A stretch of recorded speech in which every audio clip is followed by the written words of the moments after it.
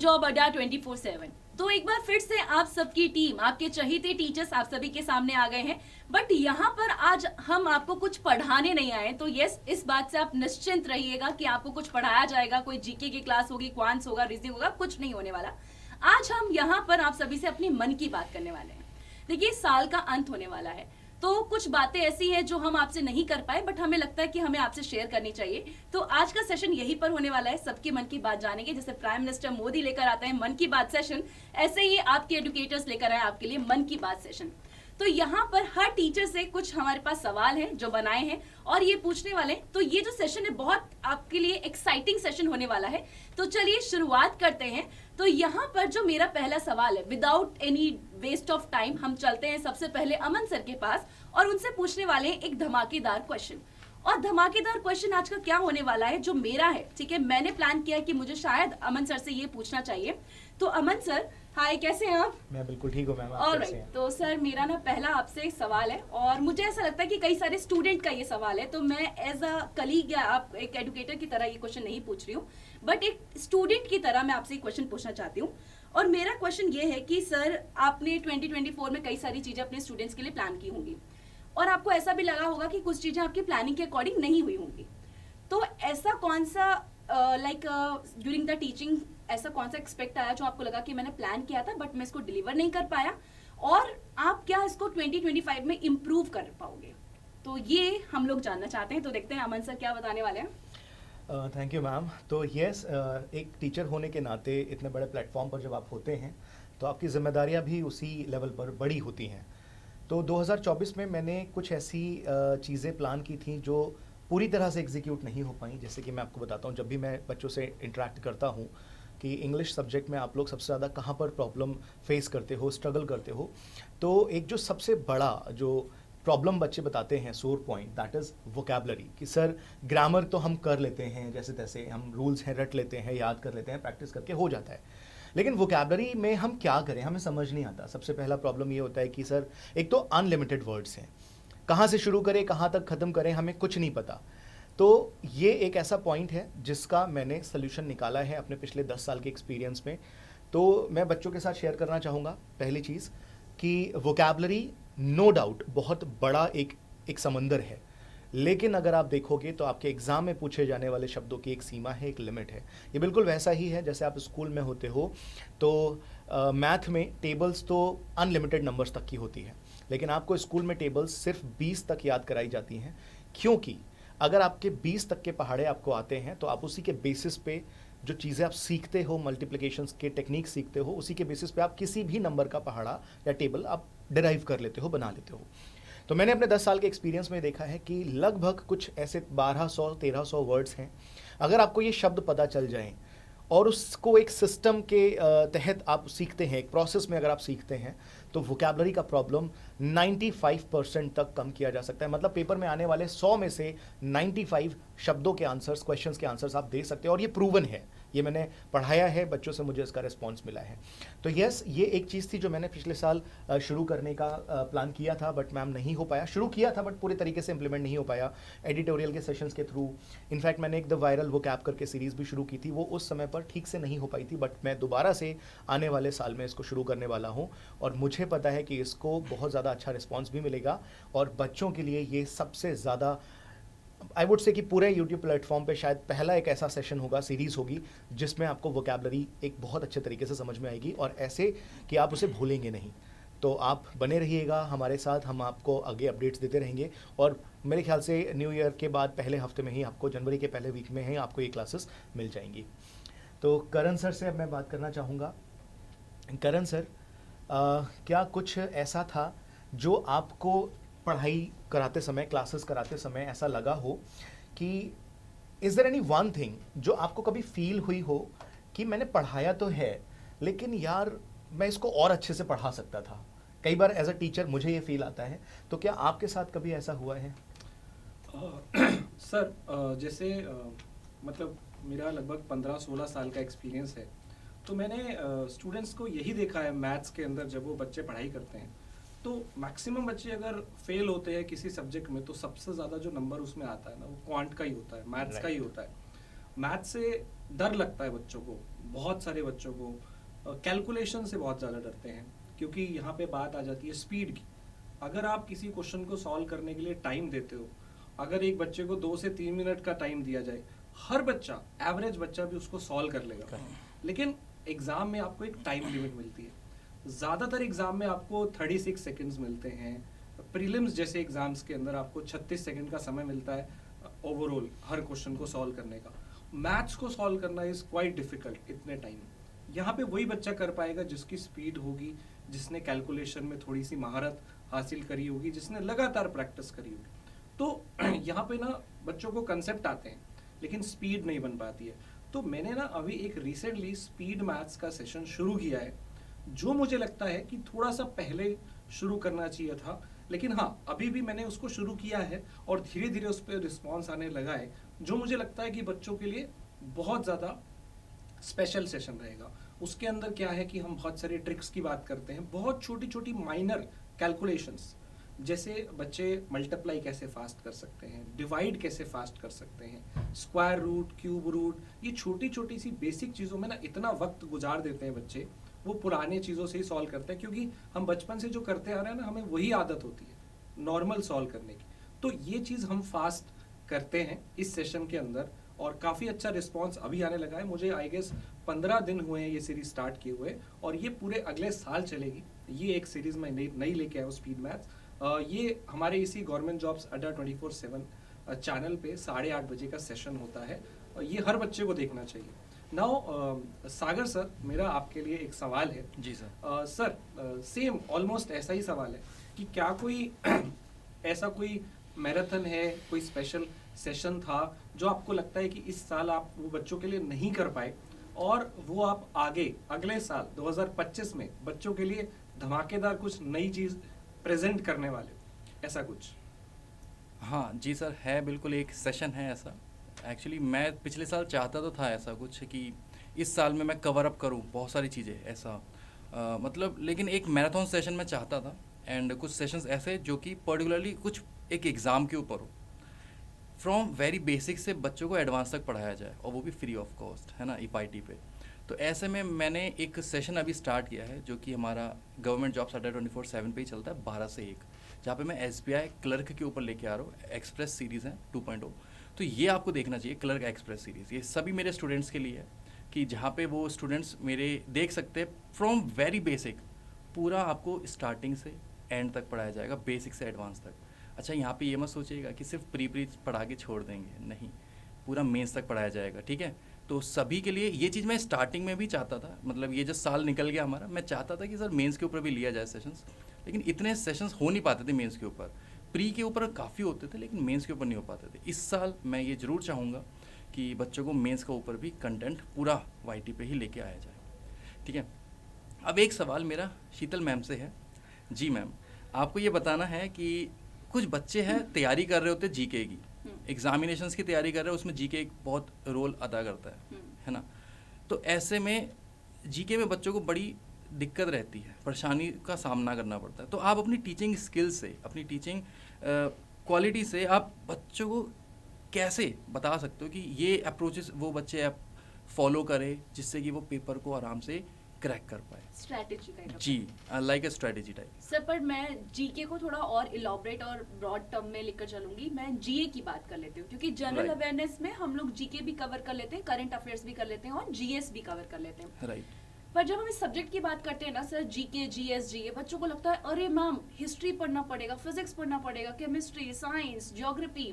और कुछ बच्चे सोचते हैं मैम अगर मुझे फिजिक्स, केमिस्ट्री या हिस्ट्री मुझे पढ़ना होता तो मैं 10th के बाद ही अपने सब्जेक्ट क्यों अलग अलग चूज करता। क्योंकि देखो, जब आप कॉम्पिटिटिव एग्जाम्स की तैयारी करते हो तो कुछ सब्जेक्ट ऐसे होते हैं जो कि कॉमन है, सब में पूछे जाते हैं। फॉर एग्जाम्पल रीजनिंग हो गया, क्वांट्स हो गया, इंग्लिश हो गया और जी हो गया, इसी के अराउंड आपके क्वेश्चंस होते हैं। कुछ में कम आते हैं टॉपिक, कुछ में ज्यादा आते हैं। बट यहाँ पे GS को लेकर बच्चों का एक बहुत बड़ा डाउट होता है कि ये वास्ट सब्जेक्ट है। तो यहाँ पे सर जो मैंने लास्ट ईयर अपने स्टूडेंट के साथ इसी चैनल पे जो बच्चों ने मुझे शेयर किया वो था करंट अफेयर्स को लेकर। बच्चे बहुत परेशान रहते थे कि मैम करंट अफेयर SSC का कुछ नहीं पता, वो 1 साल का भी पूछ लेगा, 2 साल का भी पूछ लेगा और 3 साल का भी पूछ लेगा। और I am telling you, current affair सबसे ईजी सब्जेक्ट है, क्योंकि वहां पे आपको पता है कि ये न्यूज आ सकती है, ये न्यूज नहीं आ सकती। अब मर्डर वर्डर की न्यूज आपके करंट अफेयर एग्जामिनेशन में नहीं आती। Right. योजना आएगी तो ये तो पढ़ना पड़ेगा, पूछ लेगी क्योंकि सरकार लेकर आई है। अगर यूथ को ही नहीं पता तो किसे पता होगा, ये क्वेश्चन बन सकता है। तो यहाँ पे करंट अफेयर्स में ना हमारे पास सिलेक्टिव टॉपिक्स हैं जहां से क्वेश्चन पूछे जा सकते हैं। अब बच्चों को जब टॉपिक्स ही नहीं पता ना, वो उसमें फिर जो है स्ट्रगल करते हैं कि क्या पढ़े क्या ना पढ़े। तो करंट अफेयर्स में आई ट्राई कि आने वाले सेशंस में इस तरीके से आप लोगों के लिए कंटेंट लेकर आऊं ताकि आपको एक कमांड आ जाए करंट अफेयर्स के ऊपर कि अगर आप बिना टीचर के या बिना गाइडेंस के अगर न्यूज़पेपर खोल के बैठे तो आप आइडेंटिफाई कर पाए कि ये पढ़ना है, ये नहीं पढ़ना, ये छोड़ना है, ये क्वेश्चन में आएगा। तो अगर आपको इतनी समझ हो जाएगी ना सर, तो आपके लिए current affairs is like a walk on a cake. तो ये मैं चाहूंगी कि आने वाले सेशन जो कि 2025 में मिलने वाले हैं, वो इस तरीके से प्लान किया जाए कि बच्चे ये समझें कि हमें पढ़ना क्या है करंट अफेयर्स में, क्योंकि करंट अफेयर्स में बहुत है, ब्रह्मांड है। एक न्यूज़पेपर आप खत्म नहीं कर सकते एक दिन में बैठ के। एंड अपार्ट फ्रॉम दैट, एक मुझसे जो गलती मेरी टीचिंग अप्रोचेस में वो ये होती है कि मैं रेगुलरली बच्चों को पीडीएफ नहीं प्रोवाइड कर पाती हूँ करंट अफेयर्स की। तो मैं 2025 से ये रेगुलर रखने वाली हूँ। तो this is my promise to you कि you will get all the PDFs of current affair session. जैसे ही सेशन खत्म होगा, पीडीएफ आपके टेलीग्राम ग्रुप या फिर जहां पे भी आपको बताया जाएगा रिस्पेक्टिव ग्रुप्स में मिल जाएगी। ऑलराइट, तो मेरा एक क्वेश्चन अगेन अमन सर से है। अमन सर, मेरा क्वेश्चन ये रहेगा कि आपकी टॉप प्रायोरिटीज क्या है 2025 में? आप अपने स्टूडेंट्स के लिए क्या प्लान कर रहे हैं, और जो भी प्लान कर रहे हैं उसमें टॉप प्रायोरिटीज पे आप क्या रखने वाले हैं? सो मैम, प्रायोरिटीज़ शब्द कहना सही नहीं लगता मुझे, क्योंकि प्रायोरिटी का मतलब ही ये हो गया कि कई सारी चीज़ों में से सबसे ज़्यादा इंपॉर्टेंट क्या है। तो प्रायोरिटी पे अगेन इंग्लिश सब्जेक्ट की मैं बात करूँगा तो वोकैबलरी, जैसा मैंने आपको बताया, जो चीज़ें पिछले साल एग्जीक्यूट नहीं हो पाई वो इस बार बहुत अच्छे तरीके से एग्जीक्यूट होंगी, क्योंकि जो मुझे समय मिला है मैंने उसमें और रिसर्च किया है कि कैसे और चीज़ों को बेटर किया जा सकता है। तो अब जो मैं सीरीज़ शुरू करूँगा, एक तो पहली बात वो एडिटोरियल सेशंस के साथ होगी, रोज़ सुबह 7 बजे आपको देखने को मिलेगी, जिसमें 30 मिनट्स हम लेंगे एडिटोरियल पार्ट डिस्कशन में, जिससे आपको कुछ करंट इवेंट्स के बारे में पता चलेगा। और साथ ही साथ जो मैंने आपको बताया ना, लगभग 1200-1300 वर्ड्स, वो मैंने इस तरह से सिस्टमैटिक वे में डिज़ाइन किए हैं। पहले तो वो अल्फ़ाबेटिक ऑर्डर में है, ABC ऐसे करके, वो सारे शब्द जो पेपर के लिए इंपॉर्टेंट हैं। और आप देखोगे कि जो आप एडिटोरियल में हर रोज़ कुछ नए वर्ड सीखते हैं, 10 में से 9 वर्ड्स आपको उस मेरे वर्ड के कलेक्शन में मिलेगा। और ये प्रूवन बातें मैं आपके सामने बोल रहा हूँ। इसका मतलब अगर आप कभी रेगुलर बेसिस पे एडिटोरियल नहीं भी पढ़ते हो, मतलब अब वोकैबलरी को सीखने के लिए एडिटोरियल पढ़ने की ज़रूरत नहीं है, क्योंकि एडिटोरियल आपको पढ़ना तो चाहिए, लेकिन उसके पीछे का पर्पस ये है कि आपकी समझ कितनी डेवलप हो रही है, आपकी अंडरस्टैंडिंग कॉम्प्रिहेंशन स्किल्स कितनी डेवलप हो रही हैं। तो मेरी जो प्रायोरिटी है, सबसे पहली चीज़ कि मैं बच्चों का वोकैबलरी का जो डर है, जो टेंशन है, वो ख़त्म करूँ। तो उसके लिए एक तो एडिटोरियल सेशन आने वाला है जो 30 मिनट्स फोकस रहेगा एडिटोरियल के आर्टिकल्स पे, डिस्कशन पे, और बाकी की जो 30 मिनट्स हैं वो हम डिस्कशन में लाएंगे वही सारे वर्ड्स। हर दिन 10 वर्ड सीखेंगे और इस तरीके से सीखेंगे कि आपका एक एंटरटेनमेंट होगा, आपको बोरिंग फील नहीं होगा, आप बहुत ज़्यादा अम्यूज़ हो जाओगे। बोलने में मुझे शायद हो सकता है आपको ज़्यादा लगे, बट जिस दिन आप क्लास देखना शुरू करेंगे आपको खुद को लगेगा कि सर इतना भी अच्छे तरीके से कैसे पढ़ाई हो सकती है, और अगर ऐसा था तो ऐसा पहले क्यों नहीं हुआ। तो मेरी एक प्रायोरिटी यही है कि वोकैबलरी को लेकर के मैं बहुत सीरियस हूँ, बहुत रिसर्च की है, बहुत चीज़ें हैं, आपको बहुत जल्दी वो सब देखने को मिलेगा और आप भी इस चीज़ को फील कर पाएंगे। ये मैं दावा कर रहा हूँ क्योंकि मेरी मेहनत है उसमें, मैं जानता हूँ कि उसमें कितने एफर्ट्स लगे हुए हैं। सो करण सर से एक मेरा क्वेश्चन है अगला, एक बड़ा चेंज आप अपने टीचिंग स्टाइल में अगर प्लान, आपको लगता है कि मुझे ये चीज़ बदलने की ज़रूरत है, तो वो एक बड़ा चेंज क्या होगा जो आप अगले साल अपनी टीचिंग स्टाइल्स में लाना चाहेंगे? सर मुझे लगता है कि ना जैसे कि जीके के अंदर, जीए के अंदर क्या होता है कि हम बहुत ज़्यादा बच्चों को मैप्स के थ्रू या एनिमेशन के थ्रू चीज़ें दिखाते हैं। तो ये सारी चीज़ें जो हम दिखाते हैं, विजुअलाइजेशन जो होता है अच्छे तरीके से कई सब्जेक्ट में हो जाता है, इंग्लिश में भी होता है, करेक्ट, लेकिन मैथ रीजनिंग में ऐसा नहीं होता है, बहुत कम यूज़ होता है। तो मैं इस साल ये ट्राई करना चाहूँगा कि मैथ्स के अंदर भी हम एनिमेशन, प्रेजेंटेशंस अच्छे से हम उसको और अच्छे से बिल्ड कर पाएँ, ताकि जिस बच्चे का इंटरेस्ट भी नहीं है ना, कि मैथ्स बोरिंग लगता है, मैथ्स में मज़ा नहीं आ रहा है, थोड़ा सा उसको वहाँ पे अच्छा लगे। मुझे लगता है प्रेजेंटेशन जो मैथ्स की है वो थोड़ी सी और अच्छी की जा सकती है। मैंने कुछ सोचा भी है उस पर अट्रैक्ट करने पे, तो वो मैं इस साल काम करूँगा उसके ऊपर कि जो पीपीटीज हैं, जो प्रेजेंटेशन है, जो या जो एनिमेशन है, वो हम उसके अंदर ज़्यादा लेके आएँ, जो काफ़ी समय तक बच्चे को याद रहे, रिकॉल होने में उसको हेल्प करे। इनफैक्ट ये सच है सर कि जो हम पढ़ते हैं और जो हम देखते हैं, तो जो देखा है आपने उसकी रिटेनिंग कैपेसिटी 60% तक ज़्यादा बढ़ ज़्यादा जाती है। रहती है, yes। ये परफेक्ट एग्जांपल है। जैसे मैंने आपको वोकैब के बारे में बताया, तो उसमें भी ये चीज़ आप देखेंगे। करण सर ने एनिमेशंस की जो बात की है, आप खुद भी देखिएगा। एक टॉपिक को आप कोई भी ले लीजिए जिस पे एक किताब भी लिखी हुई है और एक मूवी भी लिखी हुई है। हॉलीवुड में आप हैरी पॉटर की सीरीज ले सकते हैं, और बॉलीवुड में एक एग्जांपल थ्री इडियट्स का लेते हैं। तो थ्री इडियट्स मूवी बेस्ड है 5 पॉइंट समवन बुक पे। आप वो बुक को पढ़िए और आप वो मूवी को देखिए। तो मूवी में जो आप एक बार देखोगे वो आप नहीं भूलते, क्योंकि हमारा माइंड इमेजेस में सोचता है, ये साइकोलॉजी है। तो हम सारे ही टीचर्स अपनी आने वाली जो सेशंस होंगे, क्लासेस होंगी, उसमें हम ये साइकोलॉजी भी यूज़ करेंगे ताकि आपकी मेहनत कम से कम हो और रिजल्ट ज़्यादा से ज़्यादा हो। सॉरी करण सर, मैंने बीच में थोड़ा सा आपको इंटरप्ट नहीं, किया, बिल्कुल। बट ये एक इंपॉर्टेंट पार्ट था। Please continue. और सर स्पीड मैथ्स पे तो मैंने जैसे बोला कि मैं काम कर ही रहा हूँ कि स्पीड मैथ्स सेशन में लेके आया हूँ।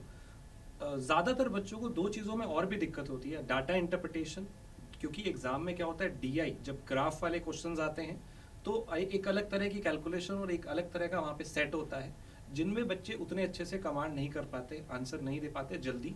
तो मैं उस पर ज़्यादा काम करूँगा। और साथ के साथ जो अरिथमेटिक है, मेंस कोई भी जब किसी एग्जाम का होता है तो मेंस के अंदर जो अरिथमेटिक और डीआई, ये दोनों बहुत ही अच्छे लेवल के पूछे जाते हैं। तो मैंने पिछले साल भी काफ़ी अच्छे सेट्स में लेके आया था, और इस साल मैं और ज़्यादा सेट्स बच्चों के लिए लेके आऊँगा, ताकि वो जो डर है अरिथमेटिक का या फिर डीआई का, वो ख़त्म हो जाए। और कैलकुलेशन के लिए तो स्पीड मैथ सीरीज है ही।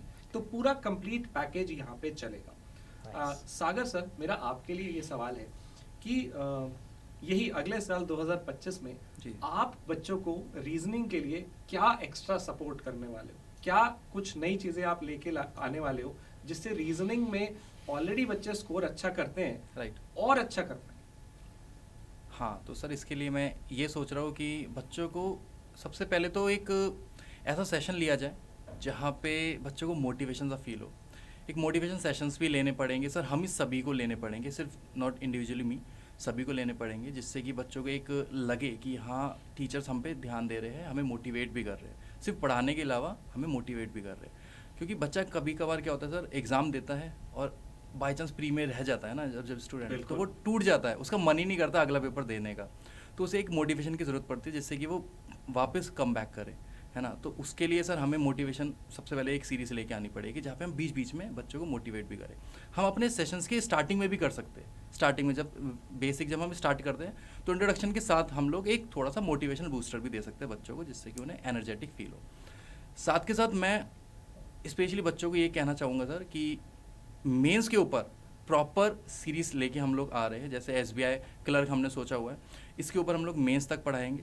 साथ के साथ मैंने सर लास्ट ईयर ना मशीन इनपुट एक टॉपिक था जिसके ऊपर मैंने सेशंस बहुत कम लिए, बहुत कम। एंड मेरे को ये बात का थोड़ा सा रिग्रेट भी होता है कि यार सर बच्चों को मैं मशीन इनपुट टॉपिक नहीं दे पाया।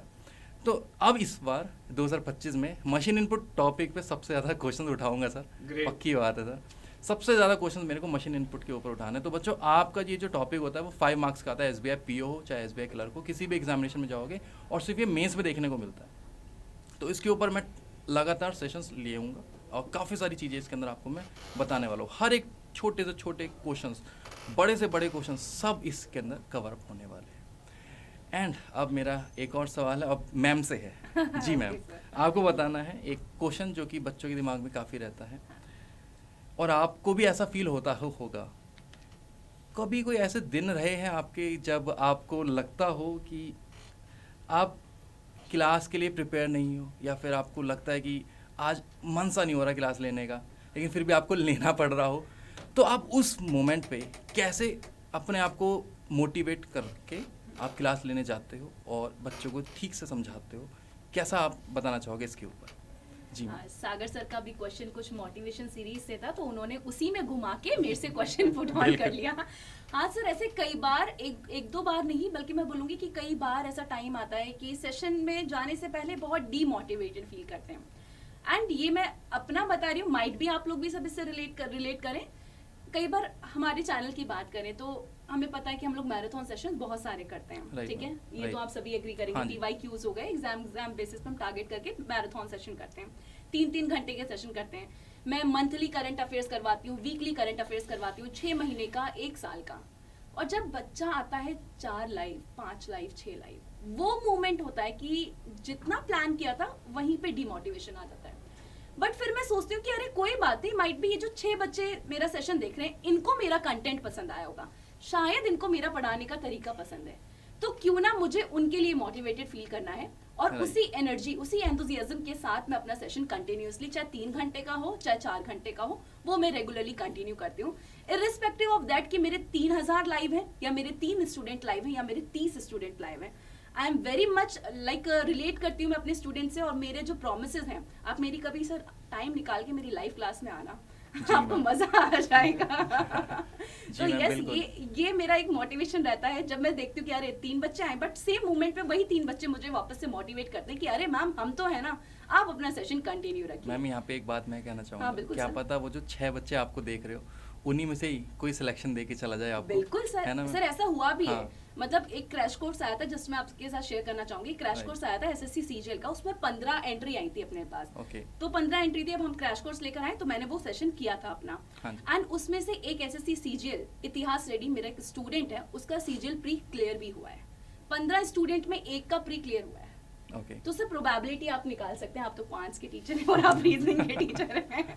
चलिए, Right. और राइट, देखो ये तो रहा कितनी ऑनेस्टी से आप सभी के टीचर्स ने अपने मन की बात आपसे शेयर करी, बट यहाँ पर हम भी आपसे कुछ पूछना चाहते हैं, क्या 2024 में कुछ ऐसा था जो आपने प्लान किया था और आप नहीं कर पाए, बट देर अब भी नहीं हुई है, 2025 वापस से एक हम लोग रीस्टार्ट करने वाले हैं, और वो क्या है जो आप 2025 में स्टार्ट कर रहे हैं, या रेजोल्यूशन हम बोल सकते हैं, क्योंकि रेजोल्यूशन जब हम वर्ड दे देते हैं ना, हम उसको पूरा नहीं कर पाते, मुझे ऐसा लगता है। तो यस, रेजोल्यूशन वर्ड ना देकर आप मुझे ऐसा बताइए कि आपने 24 में क्या सोचा था जो आप नहीं कर पाए, और आप वापस से सोच रहे हैं कि यस मैम 2025 में we will try, you will try, कि हम ये पॉजिटिवली करेंगे। तो ऑलराइट, इसी के साथ अपना सेशन यहीं पर वाइंड अप करते हैं। आई होप ये सेशन आप सभी को पसंद आया होगा, और आपकी इसके बारे में क्या राय है, आपको आपके टीचर की ऑनेस्टी कितनी सही लगी, ये आप मुझे कमेंट बॉक्स में जरूर बताइएगा। Alright everyone, bye bye, take care, और इसी के साथ सभी को हैप्पी न्यू ईयर विश कर दें। Yes. यस जी। Teachers, Happy Happy New New Year, Year! students. Okay, bye bye, take care.